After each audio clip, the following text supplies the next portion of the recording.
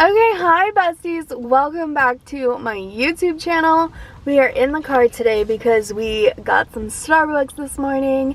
We're sitting at the local library in their parking lot, and I just wanted to talk about the books that I have read so far this year because, oh, they're so good. The ones that I finished this week are just chef's kiss. They're so freaking good. So let's go to my Goodreads because I should have opened that first. First, we had Home Sweet Mess by Allison Ashley. This is a standalone, but it's interconnected with her book called Perfect Distraction. This is Jenny, the sister of the main character from Perfect Distraction, and it kind of happens at the same time, but you see Jenny's perspective of everything while she's also getting into her own relationship. Even though she doesn't freaking want a relationship, it's her twin brother Andrew, his best friend, who she absolutely loathes. And their first encounter is probably the funniest first encounter because they don't realize who the other person is. And then when they do find out who the other person is, it's just so funny to me. I really enjoy Allison Ashley's books. I've read all 3 of them that she's released so far, and I highly recommend. They're so good. And then I read The Never King on audio by Nikki Crowe, and I didn't really, I've seen a lot of people talk about this book, but I've never really looked into it. I knew that it was really spicy, and then it was essentially like a reverse harem, why choose kind of romance. I don't know why, even though it says The Never King, I don't know why I didn't realize until I was reading it that it was inspired by Peter Pan.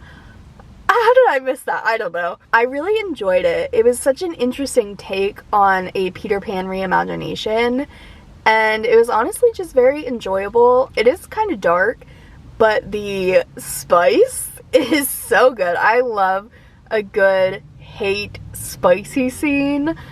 They're just so much better because it's like not just fueled by desire, but it's fueled by like this hatred or this supposed to be hatred, and it really gets it going. And then I read Wild at Heart. I bought the ebook and also did the upgrade to buy the Audible version for like $7, and I was so disappointed with this book. I had such high hopes after book 1. I loved The Simple Wild so freaking much, and then when it came down to it for Wild at Heart, it just felt like nothing happened. Like, she moved to Alaska for him, and then he was just gone all the time. She was in her feels all the time, and then when he was around, his female best friend was always around and blatantly trying to hit on him all of the fucking time, and that's just not the vibe. And I know there's a novella that's next in the series about the holidays with all of their families together, and I don't know, I don't have any plans to read that at this point because yeah, book 2 just kind of killed it for me. And then the next book in the series after that is Marie, his best female friend. It's her story, and I don't like her. I don't intend to read that book.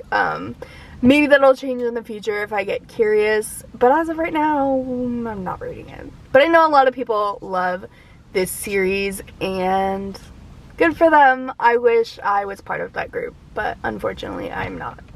And the next 3 books, they've all been bangers. Quite literally. First up, we have Offside with number 55 by Rayne. This is book 6 in their Hockey Hottie series. It is I think it's book 6. I don't know. It's the last book in the series. It's so good. So basically, the owner of the Florida Fury, his daughter has been hooking up with one of the star players, and he's almost aging out of being able to play and not go out on an injury. So when the coach position becomes available, the owner puts him in as coach, and then at the same time also puts his daughter in as the owner, which he's been training her to take over for years, but like at this time he just decides, okay, it's time. And he doesn't know that they've been hooking up for months now. And it's not even like they're both wildly attracted to each other. Like, they are. But, like, they also kind of hate each other. So it's, like, hate spice. Which is always top tier. Now that she's the owner, he's the coach, she kind of doesn't think they should be hooking up anymore. So they stop for as long as they can. I really enjoyed this book. It's like forbidden, but like they don't hone in on how it's forbidden. They just kind of fight all the time, and then when they stop fighting, it is so hot. Highly recommend. And then we have Doing It Right by Harloe Ray. This has got all of the best tropes in one. It is a first love's second chance romance. He's an ex-pro football player. She's a single mom now. It's a small town. It's so good! I can't talk about this book enough. Like, Harloe Ray is literally the freaking queen of writing single parent romances. They are so freaking good. They're so sweet, but so swoony and so spicy. And they just, they're so good. This one, like, the way that Mason interacts with Archie, the son, is just impeccable. Like, I'm not a single mom, but if I was, that is exactly how I would want somebody to treat my child once I bring them into my life.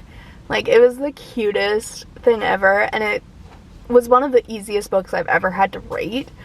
I freaking loved it, and I just love it so much. If you like single parent romances, second chance romances, read it. Excuse me, I need some water. And then last but not least, we have Show Me the Way by A.L. Jackson. Another small town single parent romance. It is so good.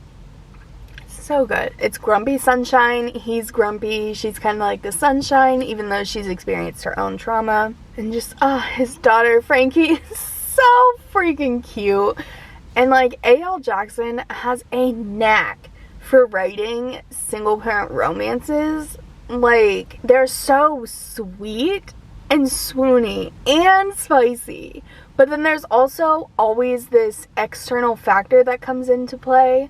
And by the end of the book, or like by the time the main conflict arrives, it's always like something external to their relationship. So there's like not a third act breakup, but it will have you on the edge of your seat, and you're so precariously like on the edge of your seat that like if a strong wind came, you'd go flying off that seat like so quick. If you can't tell, I freaking love Harloe Ray and A.L. Jackson. Like, I get to see them both in a few weeks when I go to Holidays with the Bells, and I'm so excited. Thank you guys so much for watching today's video, and I will see you again very, very soon in a brand new video. Okay, bye guys!